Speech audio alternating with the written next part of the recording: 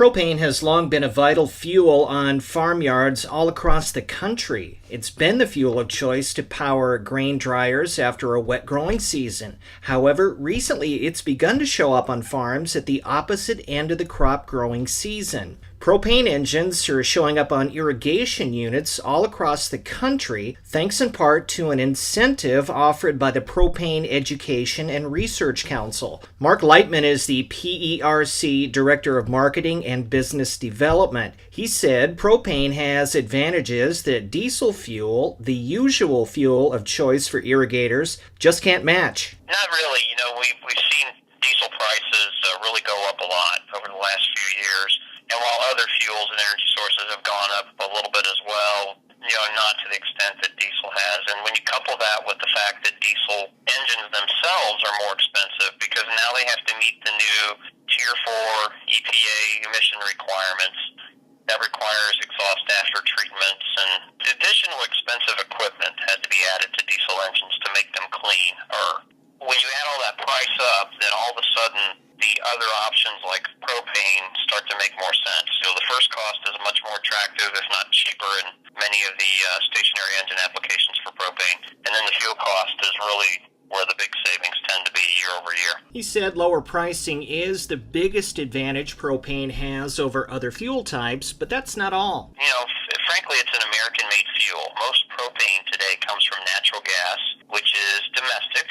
In North America, for certain, Canada, U.S. are huge producers of natural gas, and when natural gas comes from the ground, it actually contains a little bit of propane, so that propane is pulled off, and that's where most of it's coming from. So, opportunity to use a clean-burning, domestically produced energy source when we use more propane, which cuts down on foreign crude oil demand a little bit. It's also much easier for farmers to store when it's not needed. The storability of propane is another huge advantage that some people realize and some people don't. But if you put propane in a tank, it's sealed. It doesn't come in contact with oxygen or the water in the air, so there's no opportunity to contaminate it or for it to degrade over time. And as you know, Chad, when we have diesel fuel and gasoline in a tank, we have to add fuel stabilizers to it, and eventually that stuff has a shelf life, will spoil. It will need to be disposed of. So we have a fuel loss issue with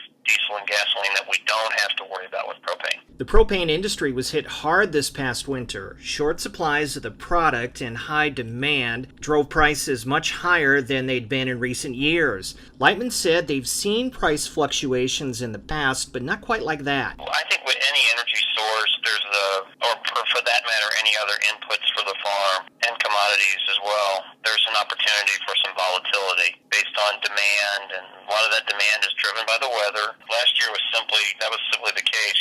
The typical cliche perfect storm when you have more than one event stacked upon another that leads to an end result. That's sort of what we saw.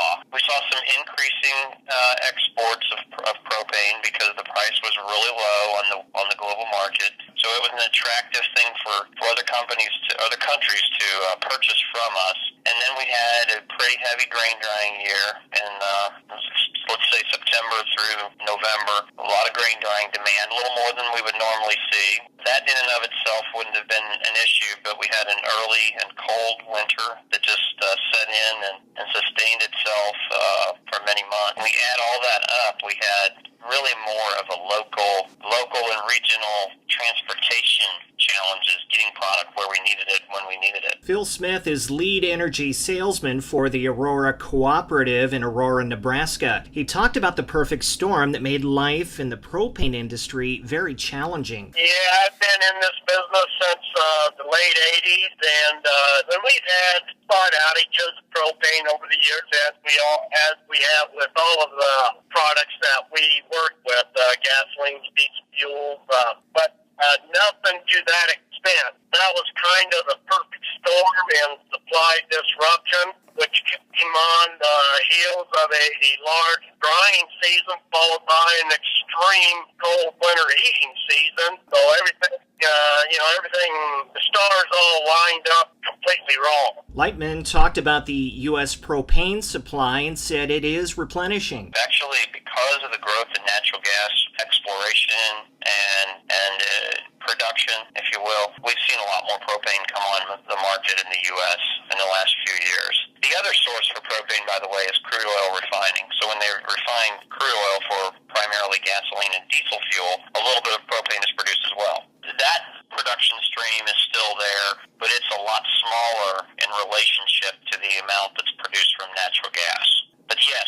have a large supply of propane. Smith agreed with Lightman and said there should be adequate supplies in the months to come. And supplies are being after the heating season.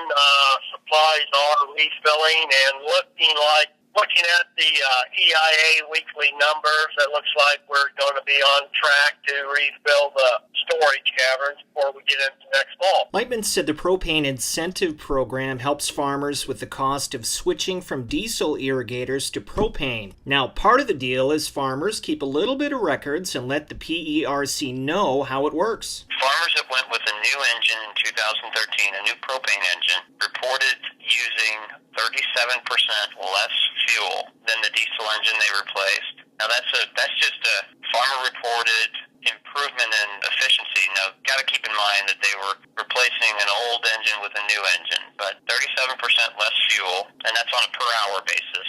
When you factor in the cost advantage of propane, the total savings was 56%. So 56% less cost and 37% less fuel. Smith said the Aurora Co-op is noticing increasing propane sales in the Midwest, and part of it's because of increasing irrigation demand. Propane, with pricing of propane in the last 3 years, correlation to the higher diesel fuel prices, propane is looking more attractive these days. We have increased irrigation sales in propane irrigation. Newer engines are more efficient. They use less gallons per hour. So yeah, it's good for our propane. The propane industry is a net exporter of the product, and Lightman said it would behoove America to find more ways to use propane in the years to come.